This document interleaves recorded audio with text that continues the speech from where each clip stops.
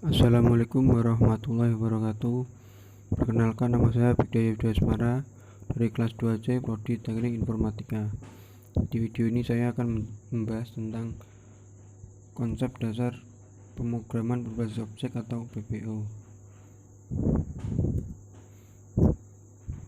Dalam konsep dasar PBO terdapat beberapa istilah dasar, yaitu pertama yaitu kelas. Kelas adalah sebuah blueprint atau peta biru dari sebuah objek. Sebuah kelas dapat menggambarkan ciri dari objek secara umum. Yang kedua ada objek. Objek merupakan segala sesuatu yang ada di dunia dan memiliki bentuk fisik seperti manusia, hewan, tumbuhan, rumah, kendaraan, dan lain sebagainya.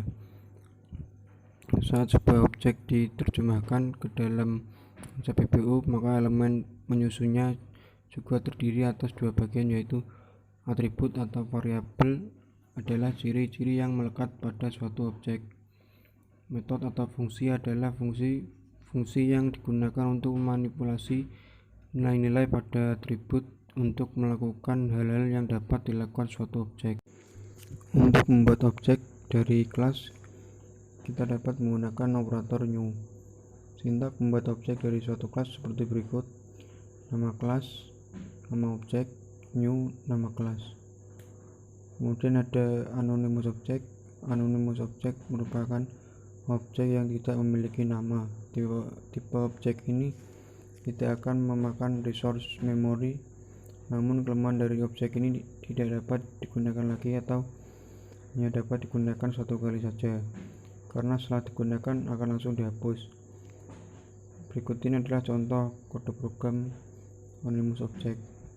Jika kode ini di output, maka akan keluar, dan apabila di output lagi tidak akan keluar karena pemakaiannya hanya satu kali.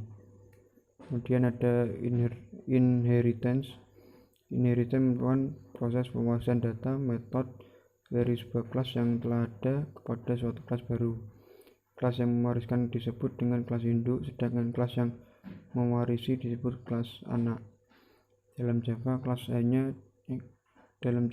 anak hanya bisa memiliki satu kelas induk atau single inheritance, sedangkan kelas induk bisa memiliki satu kelas anak atau lebih.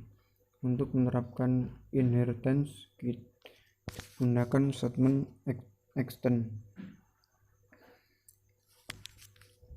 Pewarisan ini akan mendukung konsep reusable karena sekali kita telah membangun metode pada kelas induk, metode tersebut dapat digunakan oleh kelas-kelas lain yang merupakan turunan dari kelas tersebut.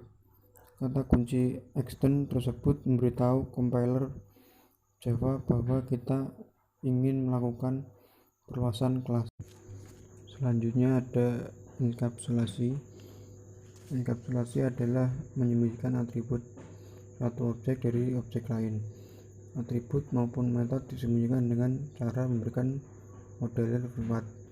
Modeler privat yaitu tipe ini mengizinkan pengaksesan kelas hanya dapat diakses oleh kelas di mana tipe ini dibuat. Metode dalam kelas yang sama yang memberikan nilai pada atribut privat disebut metode setter, sedangkan metode masih dalam kelas yang sama yang mengambil nilai dari atribut privat disebut getter. Ini adalah contoh kode program dari kelas pewarisan. Di sini ada kelas karyawan. Kelas ini sebagai kelas induk. Ini adalah kelas kasir sebagai kelas anak. Di dalam kelas karyawan terdapat atribut dengan tipe privat.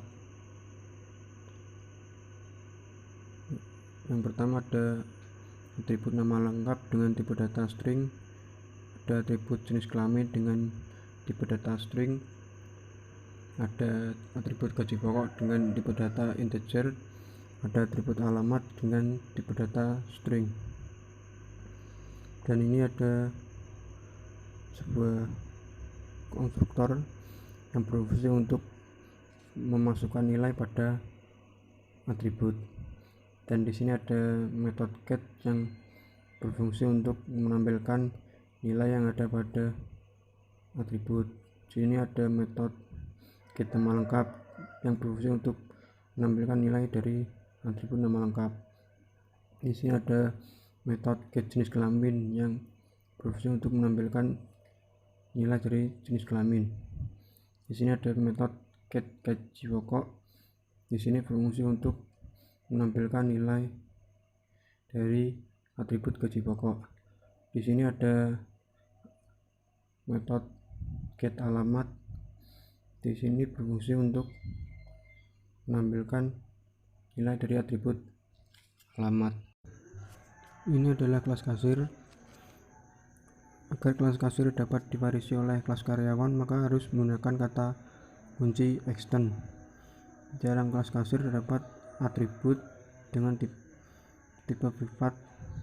Di sini ada atribut laporan dengan tipe data string, ada atribut upah lembur dengan tipe data integer, dan di sini ada metode info pegawai yang di dalamnya ada kata super. Kata super ini berfungsi untuk mengakses atribut dengan modifier privat yang ada pada kelas karyawan. Dan di sini ada metode info kasir dan di dalamnya ada atribut laporan dan upah lembur. Dan di sini ada get laporan yang berfungsi untuk menampilkan nilai dari laporan, dan di sini ada get upah lembur yang berfungsi untuk menampilkan nilai dari upah lembur. Di sini ada metode hitung total upah. Di sini ada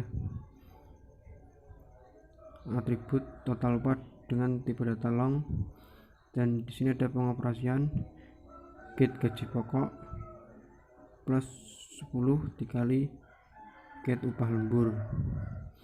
Jadi total upah pegawai kasir seluruhnya yaitu jumlah dari gaji pokok ditambah 10 dikali jumlah dari upah lembur. Di sini ada pembuatan objek seperti pada sebelumnya. Untuk membuat objek kita harus memanggil nama kelas, nama objek, dan new nama kelas. Di sini nama kelasnya kasir, nama objeknya KS, dan new kasir. Dan di sini ada konstruktor info pegawai yang di dalamnya terdapat nilai dari atribut nama lengkap, nilai dari atribut jenis kelamin, nilai dari atribut gaji pokok, dan nilai dari atribut alamat. Dan di bawahnya ada metode info kasir yang di dalamnya terdapat nilai dari atribut laporan dan nilai dari atribut upah lembur. Dan di sini ada keterangan nama pegawai kasir, get nama lengkap. Jadi nama pegawai kasir ini akan bernilai atribut dari nilai atribut nama lengkap. Dan di sini ada keterangan jenis kelamin, get jenis kelamin, berarti jenis kelamin ini akan bernilai atribut jenis kelamin. Dan di sini ada keterangan alamat, get alamat, berarti alamat ini akan bernilai dari atribut alamat. Laporan pegawai kasir, get laporan. Laporan pegawai kasir akan bernilai dari atribut laporan. Upah lembur per hari, get upah lembur. Upah lembur per hari akan bernilai dari atribut upah lembur.